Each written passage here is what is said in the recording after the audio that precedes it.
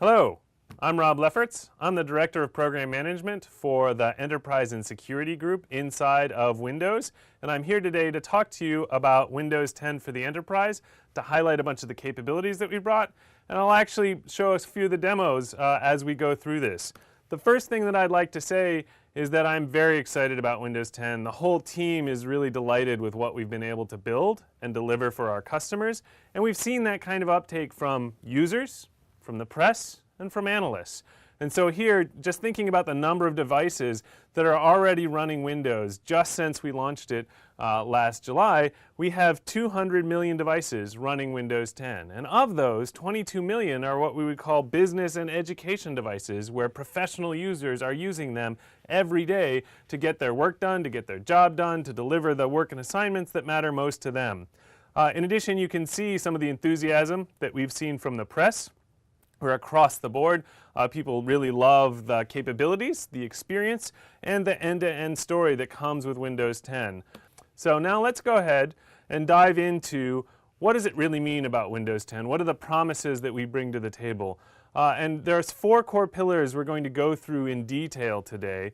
We'll start off talking about the users, and we'll come back to talk about security and management, but we really want to lead with this notion that what Windows is doing is making sure the employees and students and members of your organization are absolutely having the best possible experience and being as productive and effective as they can possibly be. So we'll start off talking about what that productivity looks like and talk a bit about the kinds of devices they can use, and then get into the nitty-gritty details of, well, how does Windows 10 help make people be more secure as they compute, and how does Windows 10 provide better management and support for continuous innovation across the organization.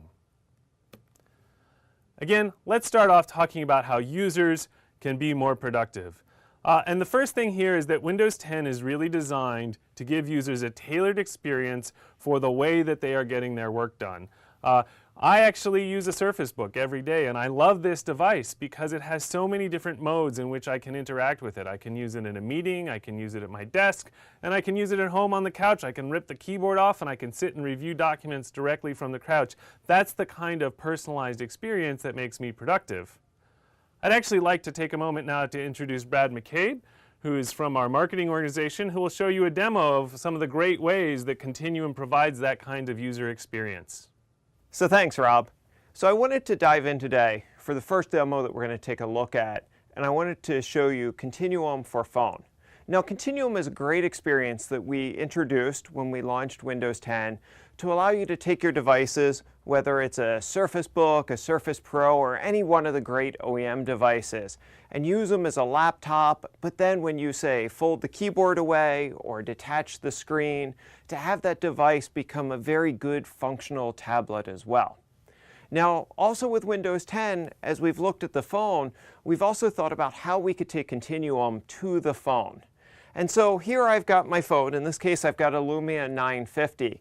And I've got my phone, and I've already actually tethered it up to my dock right here. So you can see I've got my dock hooked up, and I've got my Bluetooth keyboard and my mouse hooked up to it.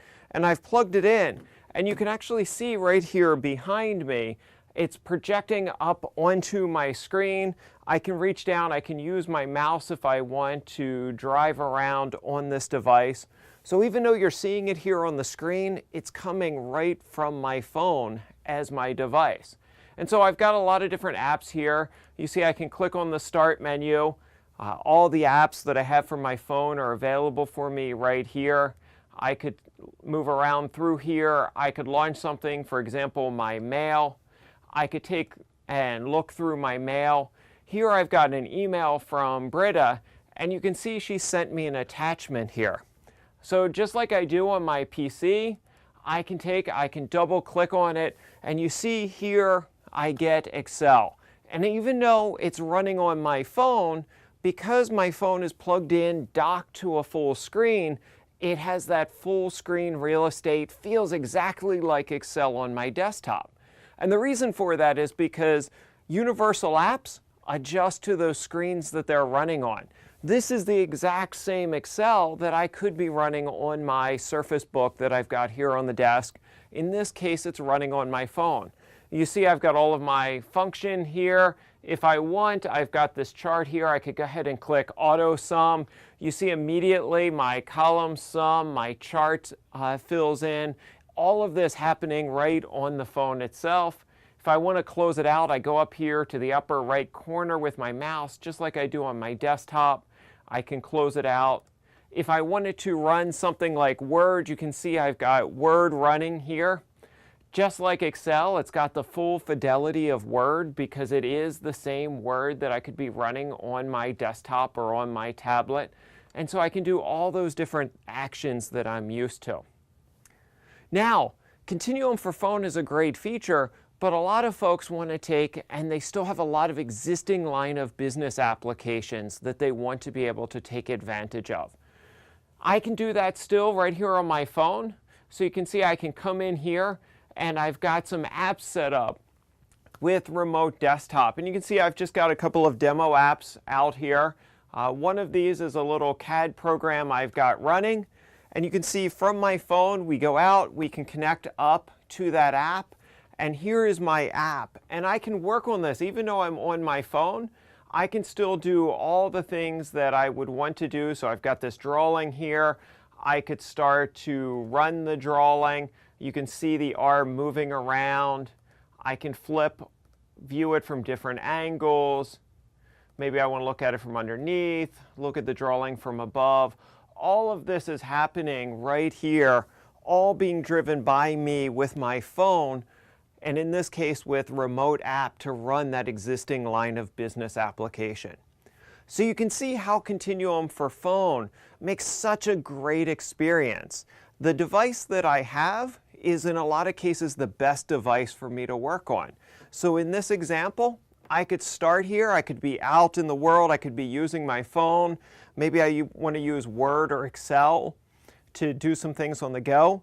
I get back to my desk. In this case, I plug it in. I could also do this wirelessly, and I can function just like I do with my mouse and keyboard on my PC.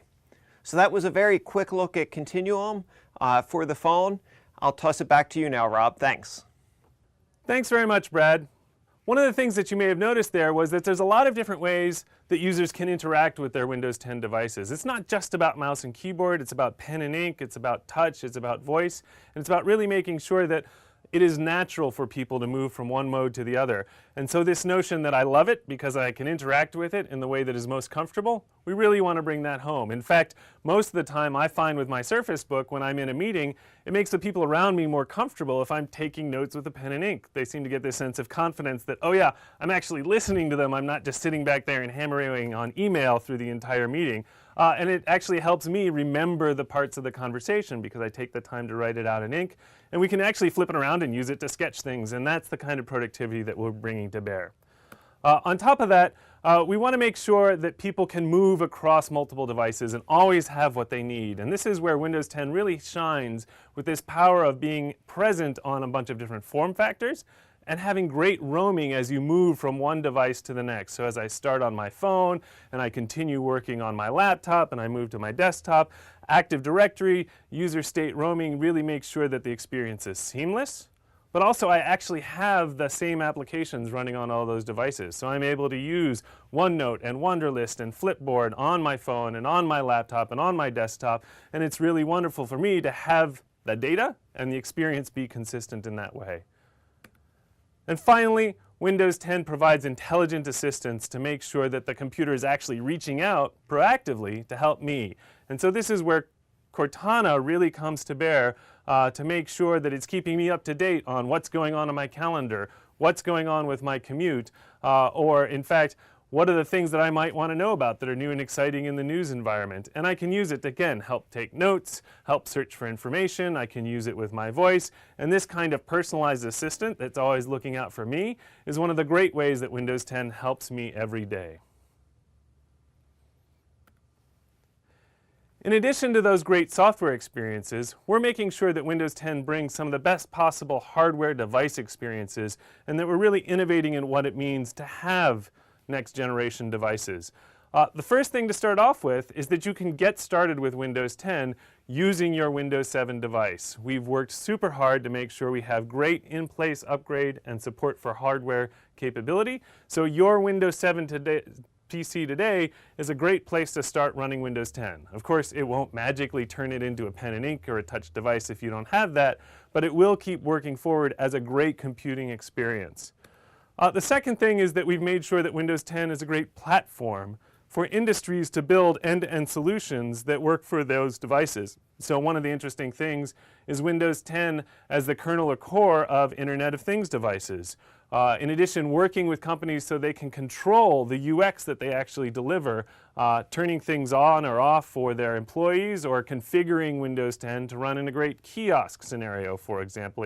And finally, delivering solutions with partners where they can have ruggedized devices that'll work great on a football field or work great out on an oil rig, where you'll know that if I drop or clunk the device down, it'll actually keep running because it's really built to take that kind of abuse and stand up to that kind of industrial usage.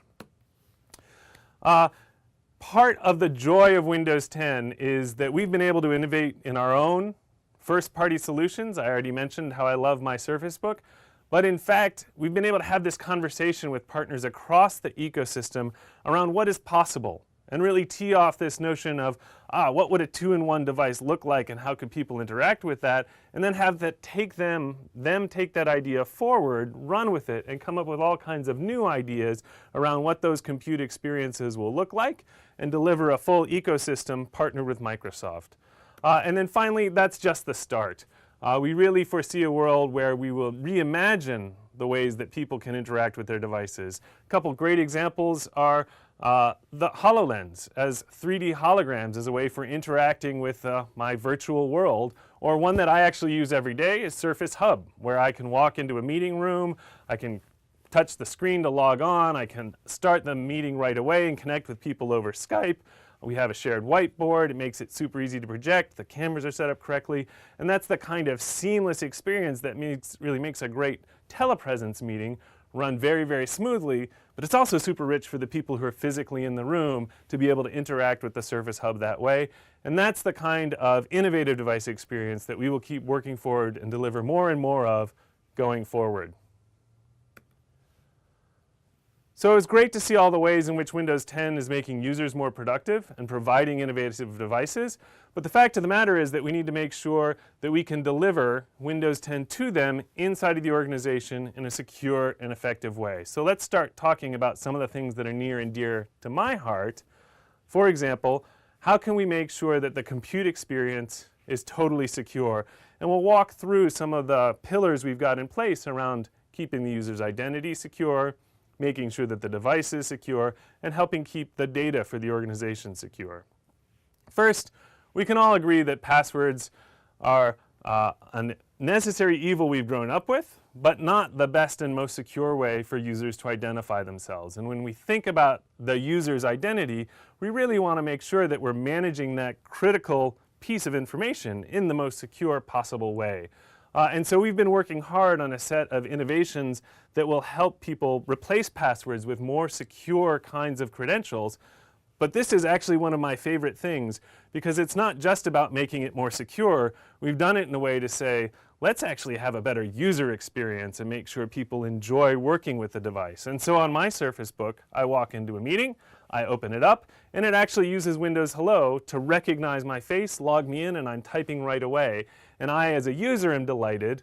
I, as an IT tech guy, am also very happy to know that, well, in fact, I am now protected against a wide range of phishing attacks, and it'll be hard for people to grab my password because I'm just not typing it in as much. And we're taking advantage of Microsoft Passport on the back end to make sure that we pass credentials around to services in a secure way. And so this is a really great innovation that is sort of a win-win on both of the IT and user side. I think of this as a hallmark of the kind of thing that Windows 10 wants to deliver going forward. So we've talked a bunch about how we want to make sure users are more productive and have the best possible innovative compute experience. But we, as IT, know that we also have to provide a great environment for them to work inside of. And we have to make sure that it is secure and safe and effective. And so let's start the conversation with talking about how Windows 10 works to ensure success and security for users' identity, the experience they're having on the device, and the data that they're working with. The first of those is, let's talk about passwords. I think we can all agree that it was a necessary evil of the past for users to go around typing in passwords on every single dialog that ever popped up or showed up on a web page, but it's actually not great from a security stance or perspective. It makes them very vulnerable to a set of phishing attacks. And so we've worked hard both at the protocol level as well as at the user experience level to make sure that they don't have to do that as much. And we've done it in such a way that it's not just about being more secure, it's actually about having a great user experience. So when I walk into a meeting with my Surface Book, I open it up, it actually recognizes my face, logs me in, and then has my credentials to be able to connect to the services that I need to use using standards like FIDO 2.0. So we've been working with the industry around how do we make this possible. And so with that, I'd actually like for Brad to show you another demo around the great experience users can have with Windows Hello.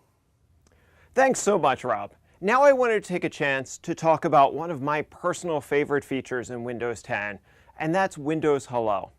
When you take Microsoft Passport and Windows Hello and combine them together, you have some really great security with multiple factors of authentication, but you can combine it in such a way as to make it such a delightful experience for the end user.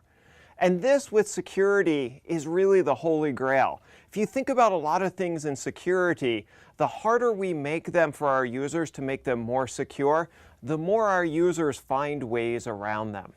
So with Windows Hello and Microsoft Passport, we really worked to make sure it would be a lot easier for users to log in. Now, a question I get often is, but what if I don't have new hardware? There are things that you can do to take advantage of this functionality with pins. For example, for your users. Also, if you have devices with fingerprint readers, you can use them for biometric sensors. Now, I have my Surface Book here, and this has an infrared camera set up. So whether it's bright, dark, doesn't matter, it can see my face. Because it's infrared, if someone wants to hold up a picture of me in front of the camera, it's extremely hard to spoof. Now you see on my machine here, it's set up, it's actively looking for me, and all I'm going to do is step over in front of the camera and you'll see how quickly it recognizes me and logs me in. So if I step over here, you can see it sees me, it says hello, and immediately has me logged in and ready to go. Now, we'll take a look at that just one more time so you can see it since it's pretty quick. Here it is looking, the infrared camera is up.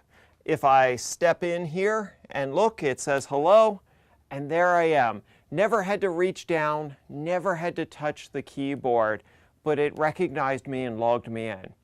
I love Windows Hello every morning when I come in to my office. I sit my pack back down, and as soon as I go to sit down in my chair, just as I'm sitting down, it sees me and I'm logged in and ready to go as soon as I hit the chair, and away I can go. So that was a very quick look at Hello. We'll send it back over now to you, Rob. Thanks, Brad. Under the covers, we've actually also engineered the infrastructure to ensure that we are managing those credentials in a secure way. And so if you're familiar with attacks like pass the hash, you know that attackers and hackers can get in there, they can invade your machine, they can grab memory from other applications, and they can actually dump out the encoded hashes of passwords that the user has used to connect to services or applications. We've done work inside of Windows going all the way down into the silicon, partnered with our hardware partners, to make sure that those credentials are actually stored in a secure way where those memory dump attacks just won't work anymore, and you just can't get access to those credentials and then start using them to attack the rest of the network. So again, Brad, if you could show us a demo of what Credential Guard is all about. So this time, I'd like to take a look and talk about Credential Guard. Now, Rob just talked about some of the challenges that we face with pass the hash, right? We can use things like Windows Hello that we just looked at to try to make logins more secure, to try to get rid of passwords. But as long as passwords exist, users are still prone to phishing attacks and other attacks and losing those passwords.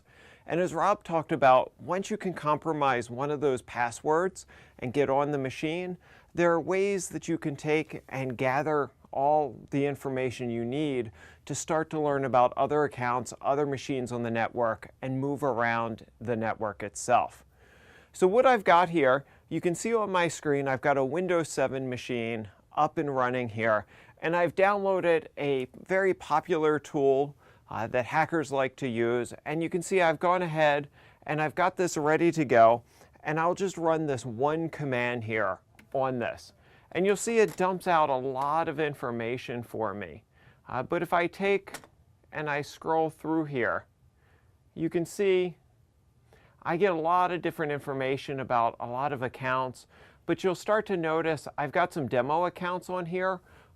So in this case, I've got my demo user. He is part of my domain, part of my Contoso domain. And you'll see his password is right here. I can actually gain access to that just by logging in under a different account and taking and running some tools and looking at the different information that comes back on my machine. And so now I can start to gather up information. I can see some other accounts here that are available for me. Lots of information that I have available for me to take and start navigating through here. Now, once I've got these credentials, I can move around the network to other Windows 7 machines that I can connect to. I can try to log on with different credentials, and I can slowly build up a huge library of these credentials until I have all of the keys that I need to do any type of damage or steal any information that I need. As Rob said, this is a very common step that we see in almost every one of these attacks and breaches that you read about in the news. Now, if I take and I come over here to my Windows 10 machine, you can see I've got the same tools there. You can see I've got the same commands I'm ready to issue, except on this machine, I've already enabled Credential Guard. And so what we've done is using Hyper-V technology, we've moved a lot of that credentialing service up into that Hyper-V environment to keep it safe and protect it. So now if I run that same command, you see I get a large amount of information just like I had before. But if we kind of start scrolling down through here, taking a look at some of this different information, you can see we've got some different users. And here we come in, and once again, you can see that my passwords are nulled out here. There's no password showing. As I start to come in, you can see once again my demo user, but you'll notice that everything is protected. I'm not able to get to those hashes or those passwords because I have Credential Guard running on this machine. So now with Windows 10, if a user comes in or a hacker comes in and they've been able to compromise a user identity, they're unable to get out to other users to move around and move laterally through your network. So as we start to build up these rings and these defenses in depth, we make it much, much harder with Windows 10 with all of these different technologies to move around and do malicious things on your network. Thank you very much. Back to you, Rob. Thanks, Brad. We've talked about the user's identity. Let's move on and talk about their experience on the device. And one of the most important things that we can do here is really ensure that the software running on the machine is only the software that the organization intended. So this is really useful for scenarios when you think about kiosks or you think about health organizations that might want to make sure that stations that employees are using are locked down. We can ensure through Device Guard that only the right applications are actually being installed and run on the machine. And we can work with things like Trusted Boot to make sure that as the machine starts up, it is running full authorized Windows, and again, that the correct applications are the ones that you can really trust. So again, if you could show us what Trusted Boot and Device Guard look like, that would be great, Brad. So thanks again, Rob. So we've looked at some of the ways we can protect identities and keep those parts of your network safe. But what happens if those get breached? What happens if a user does something, let's just say, not so smart, right? Maybe they get an email that redirects them to a malicious site. Maybe they get software from a friend, or they go out trying to find some software on the internet and try to download it. How do we protect against those? Or how do we protect if those other protections that we talked about are breached. And now, for example, the malicious hacker tries to drop malware down onto that machine. So I've got a machine here. The first machine we'll take a look at is a Windows 7 machine, and you'll see there's a couple of things going on here. First off, I've got on my right, you can see I've got my firewall settings, and I've got Windows Defender here up and running as my anti-malware. And on the left-hand side, you can see what I've done is I've got a website where a user has been redirected to a malicious site. And what I'm going to do, the site looks good, it looks like what the user was expecting. So they click the download button, and when they do that, they take and they go and they run the software because they think they're downloading and getting the software that they expect. So they'll say, wow, this is my Contoso expense app for my corporation. Of course I trust it. But now when this runs, what this does is it actually has a piece of malware embedded inside of it. Since the user ran it and trusted it, you can see that this particular attack has already gone ahead and disabled the firewall settings. It's turned off my antivirus software as well. So the user went out, site looked good, they didn't realize it was a malicious site or a bad link that they got. They attempted to run the software. To them, unless they're looking at this, they don't even realize that their machine has now been compromised. Now let me switch over here because I have another machine running down here with the exact same scenario, except this machine is running Windows 10 and this machine has Device Guard turned on and configured already. So you can see once again, same thing on the right hand side, here's my firewall. Down the bottom on the right hand side you can see Windows Defender running as my AV, and on the left it's the exact same website that we were just looking at. Now this time I'll go ahead and I'll click Download Now, and I'll run that same application. And this time it's going to come down, and when it runs, since this device has Device Guard enabled, you can see that the user gets a notification that this program was blocked by Device Guard because it violates the code integrity policies installed on this system. So the IT guy, in this case all of you watching, can push out policies to determine what application should run, and everything else can be blocked. In this case, the code was unsigned by the corporate certificate, so Device Guard blocked it. And you can see here the user is notified of that. You can also see, since it never ran, the firewall is still up and running and protecting the machine. Antivirus, anti-malware is still there, up, running, and working as well. So you can see how we can layer these different Windows 10 technologies to protect the users, to protect their identity, and in this case to protect the devices that they're working on from running malicious code. Thank you very much. Back to you, Rob. Thanks, Brad. Let's close out the security conversation by talking about data. We've talked about identity, we've talked about the device itself. Now, one of the most important things is making sure that critical corporate assets aren't being leaked all over the internet. In fact, there's a whole industry around data loss prevention, which is just this idea of, boy, if we could just help users be more confident and secure in situations where they accidentally cut and paste information into the wrong place, like Facebook or Twitter, or where they more commonly forward an email off to somebody that they weren't meant to forward it off to. And so the conversation here is about making sure that the device itself, that Windows 10 actually has an awareness about what is the organization's data and what is the user's data, and can actually provide a great experience for the user in managing those and moving back and forth between those two worlds. One of the things that we've done here that we're very proud of is actually delivering that in a seamless way, in a frictionless way, such that users aren't constantly hung up about, oh, now I have to switch over to the enterprise isolated sandbox, and then I have to go back to my personal one. They can actually boot up Word, and they can work with two different documents, and the document itself will know, is it a corporate document or is it a personal document, and it will help the user do the right thing with that information. When the corporate assets get stored into the hard drive, they are actually encrypted, and as a matter of fact, if the employee leaves the organization, you can actually revoke access to that information even after they've left because they won't be able to decrypt it and open it inside of Word anymore. This is enterprise data protection. This is coming later this year. It is already starting to roll out to Windows Insiders. And Brad, why don't you give us a look at what this actually looks like?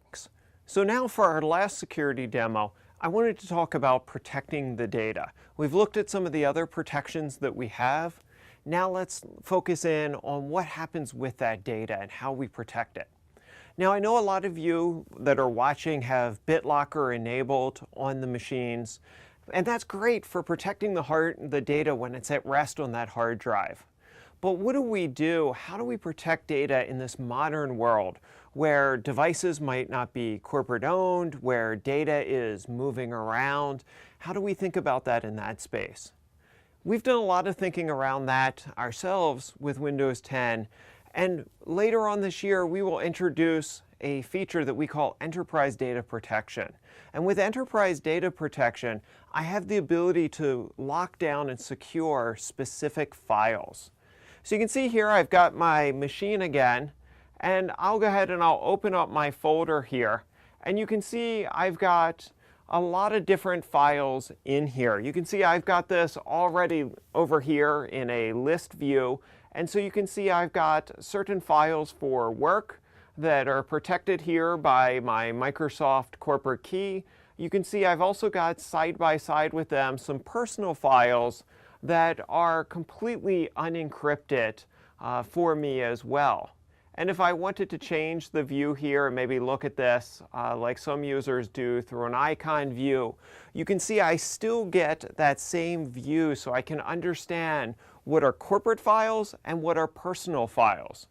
You'll see some of my personal files here, but then you'll see my corporate files have this little icon, this little badge on them for me.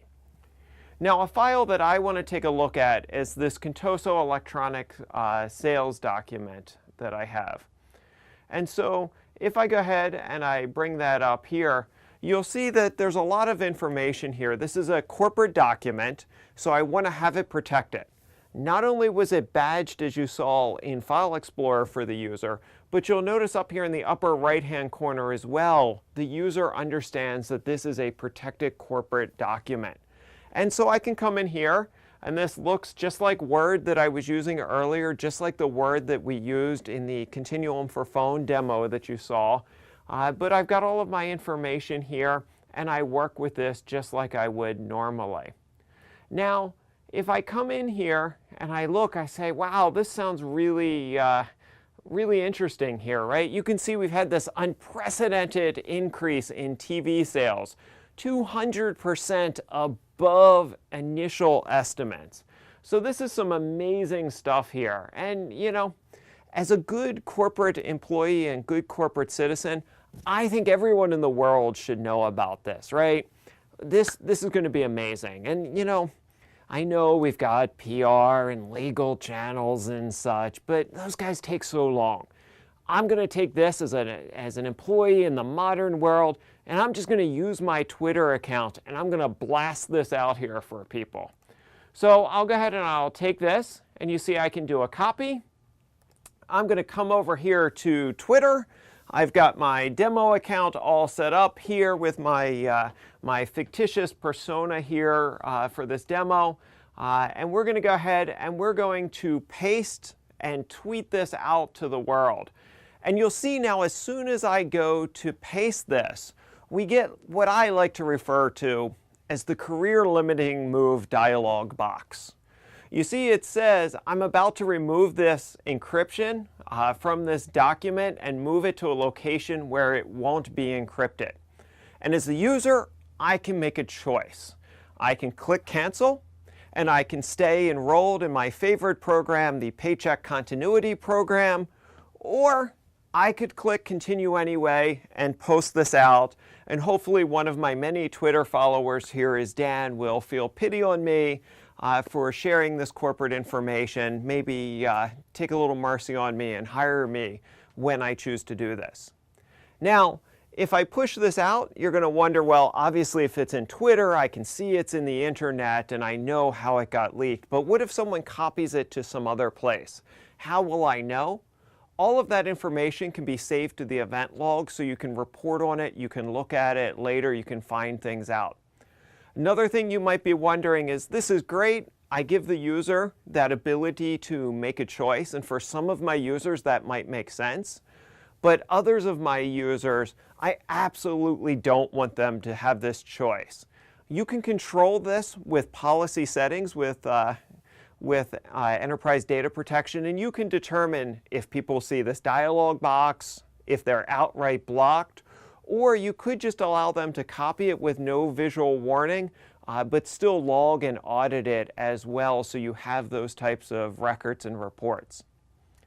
Now, you might also be wondering how a user can tell, besides files, how could they tell, well, maybe I shouldn't copy this to Twitter. When I hit start here, you'll notice that same badge. So you can see the applications that are taking advantage of enterprise data protection, where I can move company information around and to. And you can see some other apps out here that are unbadged as well, which those are not involved with enterprise data protection, such as Twitter, so I cannot move them over. So you can see here with enterprise data protection, I can really help the user do the right thing. I can help the user take and make sure that they're being thoughtful, make sure they're being protective with corporate data, while at the same time still protecting that corporate data. And if the user is doing this on a BYOD device where they've brought their own device in and they've got work data and corporate data, I can selectively wipe out that corporate data when they leave the company while leaving all of their photos and pictures and personal documents completely fine on that device. So this is going to be a great feature. I know a lot of you are probably very excited to try it out. You will see this coming very soon to the Windows Insider program. So if you're not already signed up as a Windows Insider, I encourage you to go out, sign up for it. And in the very near future, when we push enterprise data protection out there, you can take it, test it, and give us your feedback. So that's it for all the security demos we have. Now back to you, Rob. That was great. Now let's talk a little bit about the network as a whole. We've talked about Windows 10 on the endpoint, but in a modern world, some of the most invasive hacks are actually coming in on the corporate network, invading one or two machines, and then spreading out laterally through the organization. And we have been working hard to build a new technology, a new set of capabilities that will help defend the corporate network against these kinds of attacks. Windows Defender Advanced Threat Protection is actually this technology. It helps customers detect and remediate advanced attacks and data breaches. And the first thing that it comes with is an endpoint behavioral sensor that's actually watching what's going on the machine. And that actually provides a set of analytics that Microsoft can take advantage of in our cloud to analyze when are bad things happening. And we can have a set of always up-to-date intelligence around, is something negative or invasive happening on the machine? We back that up not only with a set of trained experts and advanced threat hunters, but we have a set of machine learning that is always staying up to date and being more and more modern about what are the set of attacks that are coming against a modern organization. And this set of technologies is built into Windows 10. Here's the set of capabilities and essential features that we provide around Windows Defender ATP.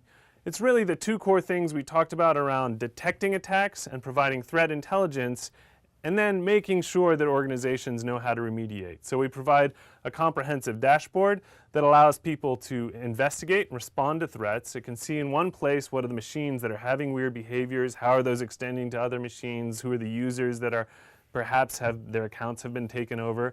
And in addition to providing steps and guidance on how to remediate, it provides a safe and secure sandbox in the cloud where you can detonate files and URLs. So if I have found an executable that looks a little creepy and weird, I can actually take it outside of my network, I can take it up to the detonation environment inside of Defender ATP, and I can actually run it in this sandbox where it will provide a lot of telemetry about what did that executable do, so I can be confident on was it doing something inappropriate or aberrant, and that will help guide me in my next steps around how I will remediate that threat.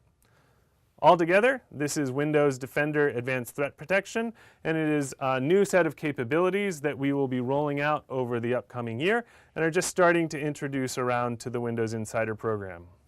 We've talked about all the work that we've done to make sure that Windows 10 is a secure environment for your users to get their work done. In addition, we've done a lot of work to make sure that you can deliver Windows to them in an efficient and effective way. So we both want to make sure that Windows is up, that your users are experiencing great uptime and are at work and being productive, but we want to make sure that you as an organization have great total cost of ownership as you deploy and deliver Windows in that way.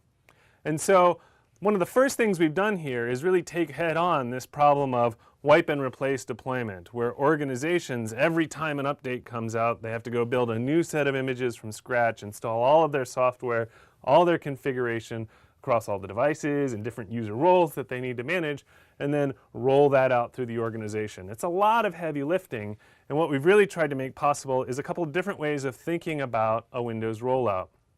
The first is support for in-place upgrades.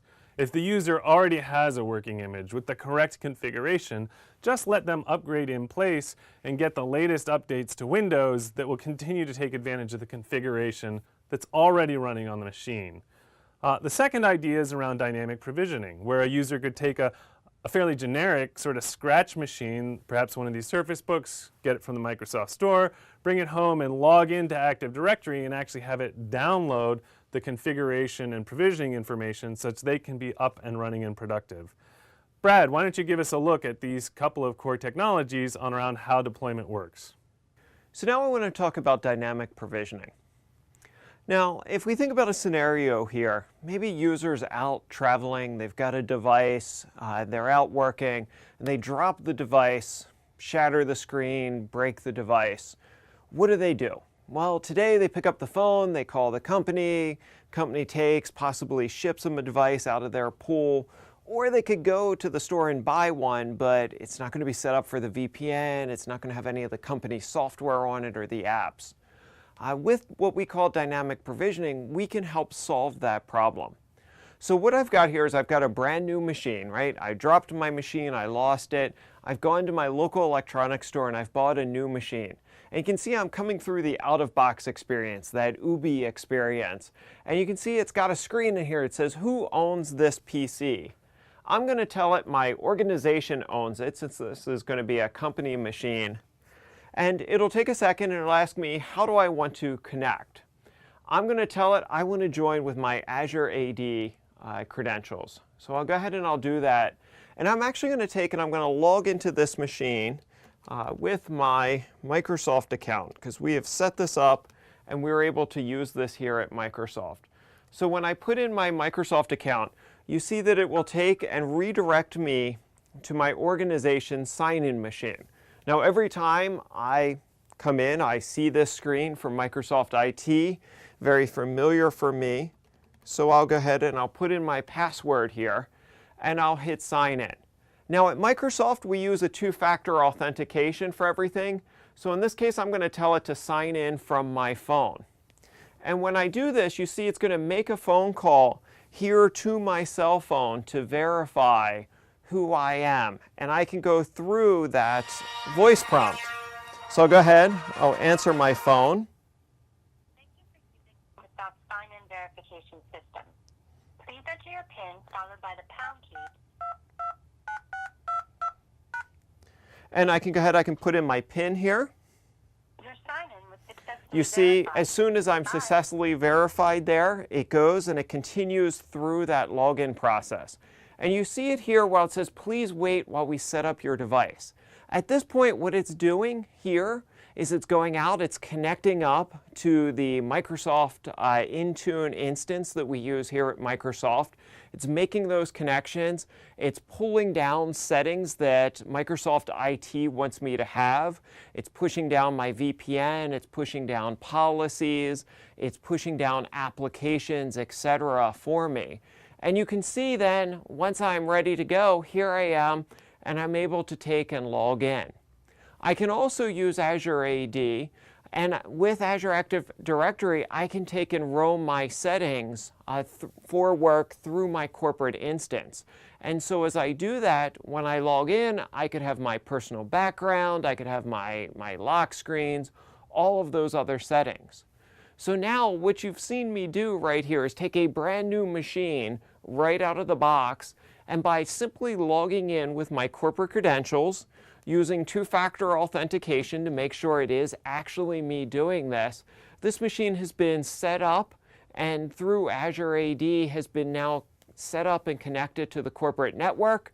Azure AD joined, settings I need, apps I need, pushed down for me and ready to go. Much easier way for users when they're traveling or doing some other things to get back up on the road, get productive, without having to call IT, without having to wait for a new machine to arrive. Thank you very much for your time. Now back to you, Rob. Now let's turn and talk about management. And here it's a really important thing for you as enterprise IT to know that you can deliver Windows in a great way to your users. You want to make sure that your users, I guess you could call it your users' uptime, is guaranteed as much as possible, that they are productive and working hard and not hung up on the machine or the operating system or the software. But you need to be able to do that for your organization in a cost-effective way. And so we've been thinking about how to deliver better uptime for users combined with great total cost of ownership. And those are the investments that we've brought to bear here. The first of those is to really take head on this notion that every deployment of Windows has to be a wipe and replace. And so we've been thinking deeply about how can we make sure that you can take advantage of, I've got a great machine, the user's already running, I would just like to upgrade them to the latest, and let's make that possible through in-place upgrades. And that way we know that the configuration is set up correctly for the user. Second idea here is dynamic provisioning, which is this idea that I could take a fairly generic out-of-the-box machine like my Surface Book picked up from the store. I could log into Azure Active Directory, and it would then know the correct configuration of my machine, my organizational resources, and again, even if I'm on the road, I could be off and running and be productive working on my resources. But all of this is really underpinned by the notion of application compatibility, because the important thing is not just that you can log into Windows and use the machine, but you can use all the applications that matter to the organization. And so Windows 10 is the most compatible release of Windows that we've ever delivered. And we have seen not only through working with enterprises and pilot deployments, but also in the breadth of consumer deployment, those 200 million devices, that we've really had great success in ensuring that people can be relatively confident in the notion that their applications will run when they upgrade to the next version of Windows, and they'll be off and running, which is really what we want to see, again, users being productive. Taking that forward, we wanted to make sure that people and organizations could have a simpler way of thinking about how they would manage those devices.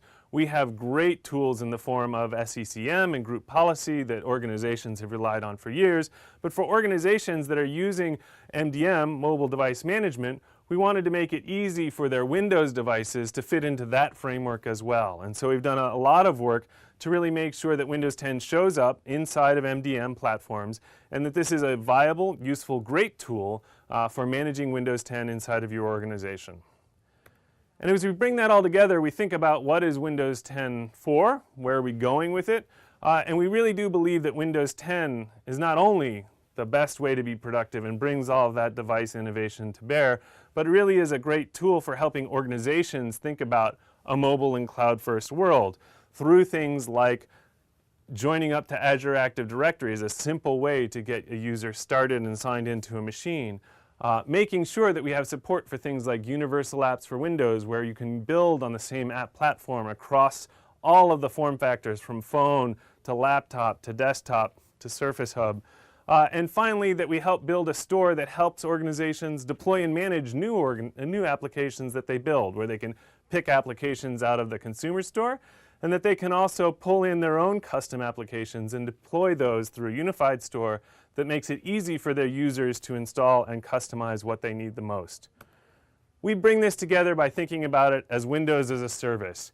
And a lot of that is about making sure that users are up to date, that they have a great current running version of Windows that has all the latest and greatest capabilities, but also that it is backed up by what it means to be a modern cloud. And so you saw some of that as we talked about how people think about safety, how they think about management, and this really does show up as Windows becoming part of the most modern and most capable operating system anyone could use for connecting to their cloud and for taking advantage of their productivity on their modern device.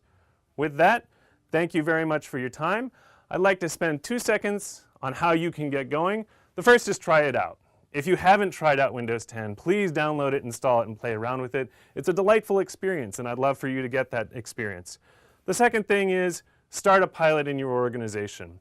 It's relatively easy to do, and it'll give you the opportunity to really get a feel for how does Windows 10 play in your network environment, how does it work with the applications that you deployed, how can new features like Windows Hello be of advantage to you, and then finally, because of Windows as a service, we have a great platform for keeping you up to date on what's coming. And so please join the Windows Insider Preview. This will be a great way for you to stay up to date on new capabilities, to see them coming, and again, to understand how they might impact your organization, to make sure that your users are ultimately the most productive, and that you guarantee all of their uptime as your organization moves forward with Windows. Thank you very much for your time.